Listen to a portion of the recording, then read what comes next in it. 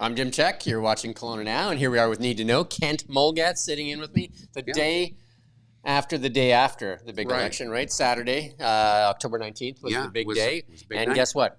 No, we don't really know. I know, it is so strange. And I should have known this, but I was quite surprised to hear that the votes that still need to be tabulated add up to close to 50,000.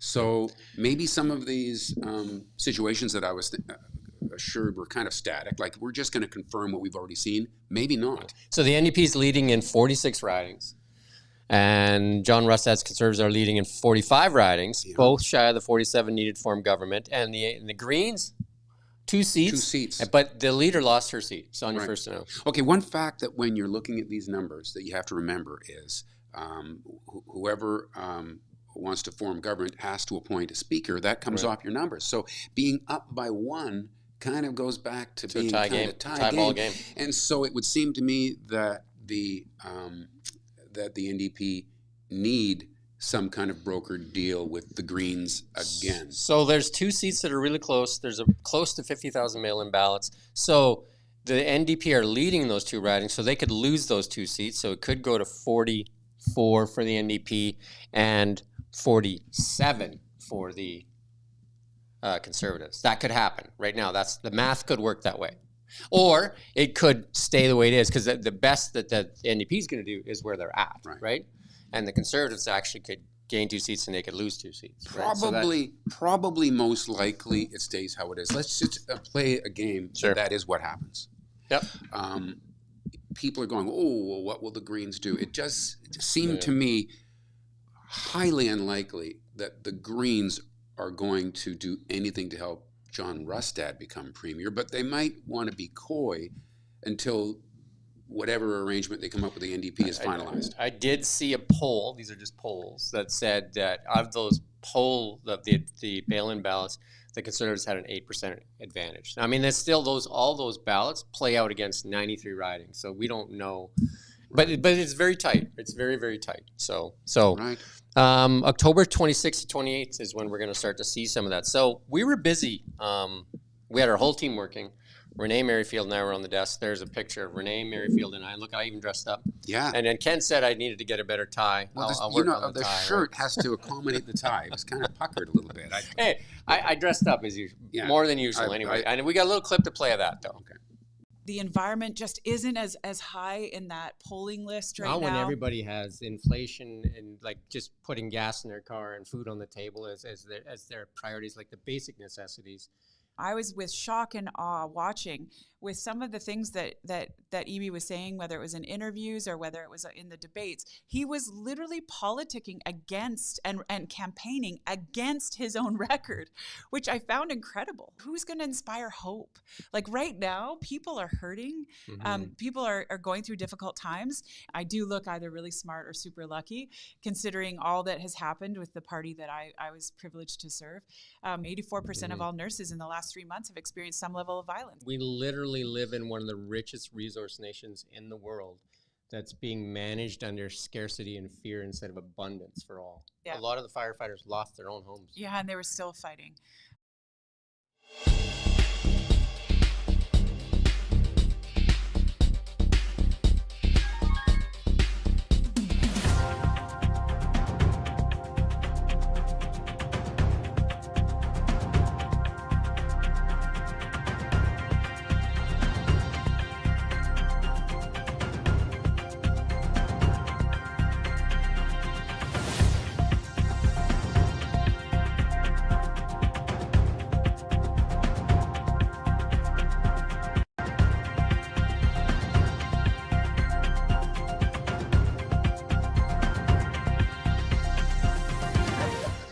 I left my career as a thoracic surgeon to try to fix healthcare. Little did I know that it would be democracy also that needed to be assessed and adjusted.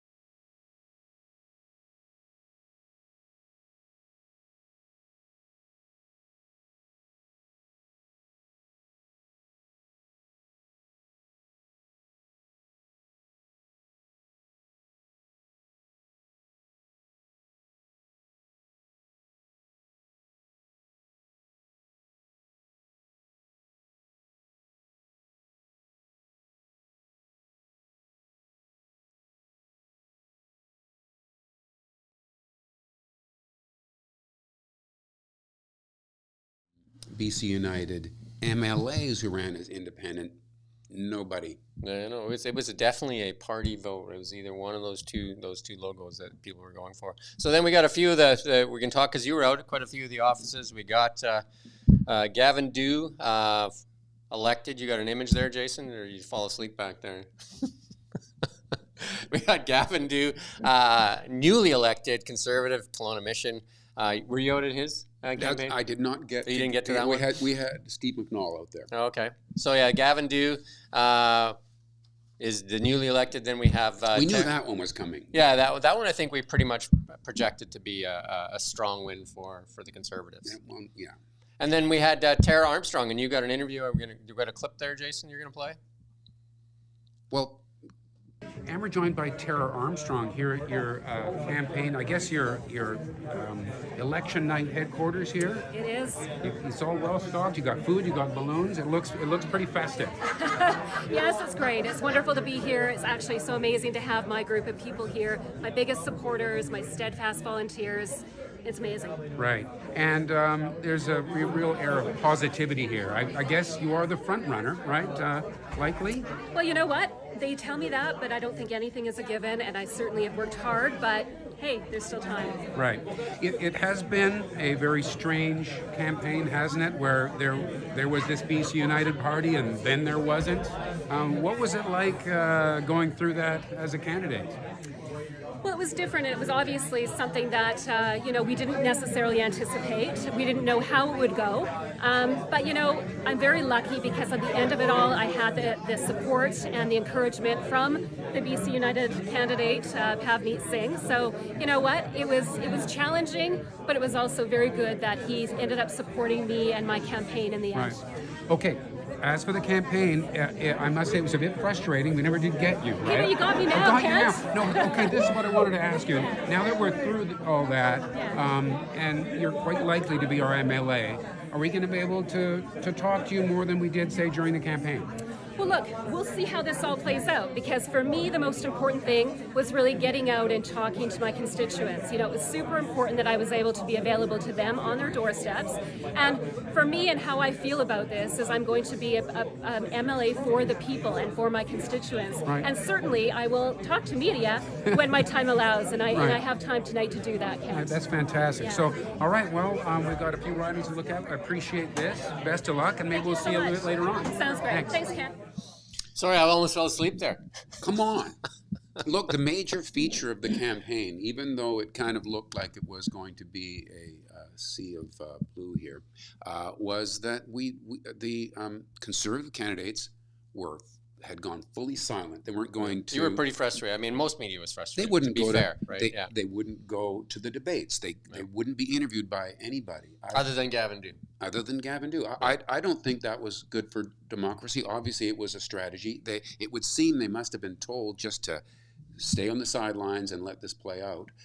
I think that whole thing was pretty unfortunate, but we're hearing assurances that at least as an MLA, that we'll be able to talk And then to let's people. go to Christina Loans, and this one was super close for Loyal. Like this, Okay. Loyal had the lead right to the end. This was almost surreal. Here, I was at Loyal's headquarters while this was playing out, and you could see that not only was Loyal's race against Christina Lowen within 17-25, it was flipping the number of votes, but so was the possibility of an NDP majorities. In other words, Loyal was in within less than 100 votes of change of not only putting himself. Kelowna could have mattered. It was weird. It was whether Loyal was MLA or not was in the balance, and so was an NDP majority. Yeah. So it was intense. And Loyal was leading, I think, up to the last few, the last two boxes. And then really. it just started. You could just kind of see whatever neighborhoods. So they that were lead counting. is, I think, still in jeopardy because there's mail-in ballots. Because I think it's about 150 votes there that separate the two of them, right? So, but Christina Lowen did do her kind of acceptance speech. You were there for that as well. Yeah, you were down there, and you got a little video. If you want to watch that video, I don't think Jason has it. Do you, Jason? No. So there's the video. It's on Kelowna now, and you can watch her victory speech there. And she, made it clear that her plans were to be an MLA, not just for her supporters, but for supporters of the other candidates who she named and thanked for their part in the political process, and even people who didn't happen to vote. So it was a good speech in that respect, because I think a lot of people felt a little bit estranged from her during the campaign itself. And then the last riding we're going to talk about here today in the provincial election is Stephen Johnson. I thought he was going to win. Renee thought he was going to win. But as you can see from the votes there, the Conservatives, Macklin McCall, the former RCMP officer, came in with 13,000 votes, pretty much a runaway with it, right? With over 50% of the vote, and the NDP. I think that was more of a paper candidate named Crystal Smith, right? It wasn't. Well, she was here, but she came in late into the campaign, and then she actually was sick. There was a debate she didn't attend, and people were saying, "Oh, look, the NDP isn't there as well." But I talked to her on the phone, and I can tell you she was clearly sick. She could barely speak. You did finally get an interview at the end. We got an interview with her, and she gave it a go. She was actually here and campaigning at the end, but she started late, and she never had a hope, really. You see, when you look at the results, the NDP always get a solid number of votes, but not really within striking distance of actually taking a seat in most cases. We'll play a little game here. If John Rustad, if he doesn't win those two things, he's vows to try and topple government as quick as possible, get another election. I doubt if there'll be a lot of independents run the second time around. I think just the showing how they did. That is a really good prediction. You could see, we spoke to the independents who were at the Curious on election night, and I think there was a sense I got of relief that it's over now, because I think they realized along the way that they didn't have the traction to get that across. It's a lot of work, a lot of money, and a lot of commitment, and a lot of sacrifice. There's no way they're going to go. And just in the showing showed that it was really a two-party race, right? Yeah, I would be shocked if they ran again as independents. But could there be any get picked up by the parties? That any possibility that a candidate who won just now would be swapped out? So again, I know Stephen probably wouldn't consider, but I mean, if the other party picked him up, look at that, because he's got a lot of brand love, and that's what I think Loyal had a lot, because it's very hard for an NDP candidate to win in this interior of British Columbia, right? And I think a lot of Loyal's brand love spilled over into his, that gave him that extra edge, right? Made it very, very close. Okay, but on the west side, you mentioned Macklin McCall. Like most of the other Conservatives locally, invisible during the campaign. We did get an interview with him back, I think it was in February.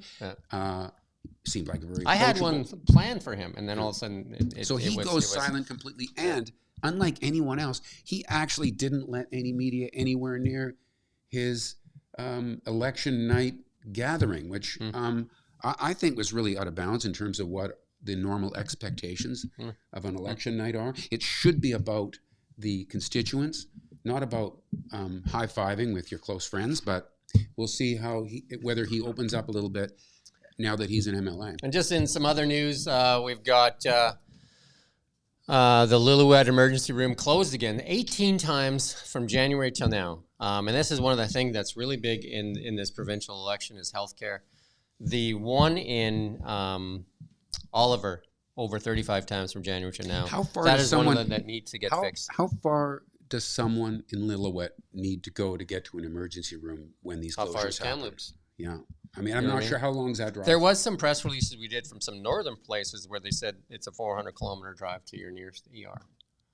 That's a long ways when you got your leg cut off or something. You know what I mean? Like, think in British Columbia, that's a basic necessity, right? Like an ER room, especially when you have a hospital. Right? There's the hospital. It's just useless at that point. No, I think a lot of people who would depend on the Lillooet emergency are pretty far away from there. And you know that road. Have you driven Lillooet? Yes. Either way you go, that's not a fun road. Just think of that in weather, right? And imagine with a traumatic injury. Right. It just, that road.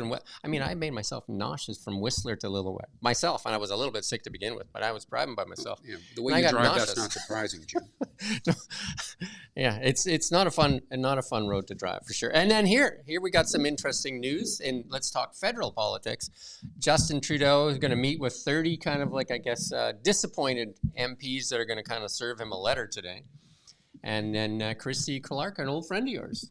Well, yeah, I mean, it would be a very interesting move. If the federal Liberals have any chance of winning in the next election, they would have to do something big. And I don't know, this could be big. Here we have somebody who led a right-wing provincial government. Centrist, I would call her more right Well, to center, right? Yeah, at the time, that was the right-wing option in BC. Yeah. She was the premier. Yeah. She was a fairly popular premier in that role. Imagine someone with, a more right-wing background stepping in to lead the Liberals. Do you remember when the Liberals were actually centrists? Jean Chrétien? Well, don't mix up the federal Liberals with the BC ones. No, I get it. Yeah, that was so, that was the one thing I think we do. I know Kevin Falcon, people say he really messed things up, but correcting the name away from Liberals did do us at least a long-range favor, because that made no sense. Yeah, I think that was for Kevin Falcon. The timing of it was the bad. stars crossed for him, and they aligned for John Rustad with the Conservative logo, and it was. But Christy Clark throwing her name in the ring. Is it a kind of a Kim Campbell moment for the Liberals, like the Brian Mulroney, Kim Campbell moment? Remember that? Like, how long was she? Summer job. She had a summer job. Was it 2 months? Yeah, summer job. Yeah, I remember one of her more famous quotes is that because it was like about when pot was still a big deal, right? If she ever smoked pot, and she said she'd never actually been in possession. She smoked it because someone held it for her. So she didn't actively smoke it. She said someone held it there for her, so she wasn't in possession, but she was doing it. Wow. And she was a lawyer. Yeah. And Anyway. but it was kind of like the ship was about to hit the iceberg, and they said, "Oh, let's put the first woman at the helm." Yeah, I think Brian Mulroney kind of steered that one into the ditch a bit. And then jumped out and. I think that's the same thing right now. I mean, even the Liberal MPs are saying that there's a bit of a train wreck happening, and they want him gone. So it would be four cabinet ministers have said they won't run again for the Liberals too. Right. That would be fascinating if that was to play out. I have no idea how receptive. I think you should try to get her for an interview. You're an old friend. Just play that card. Well, interviewed her many times while I was working for CTV. She's been her life's been very private since then. But well, it looks like it's not private anymore. Yeah. Right. Christy, could you just give me a call? Give me a call. You got my number. Call me maybe. Is that the one? Anyway, that's all we're going to talk about today. Unless you got something else you want to reflect on the election night. You guys were out. I could go Big on shout out to the whole Kelowna Now team for sure. They did a great job. Everybody was here. And I forgot to mention that night that Josh Duncan, our news director, because I was talking to him so much, I forgot to mention him. He's definitely leads the team, and he's one of our strongest journalists, other than Kent, of course, right? Because Kent got some big kudos that night, right? I'm just the guy out in the field. Josh is running the place. There you go. All right. There you go, Josh. We're all good. Should I make my on-camera exit? Thanks, Jim. This way. Hey, thank you for watching. We don't just report the news. We live here too. We're your neighbors, bringing you stories that matter to all of us. No government funding, no outside influence. Kelowna Now, local, independent. News you can trust.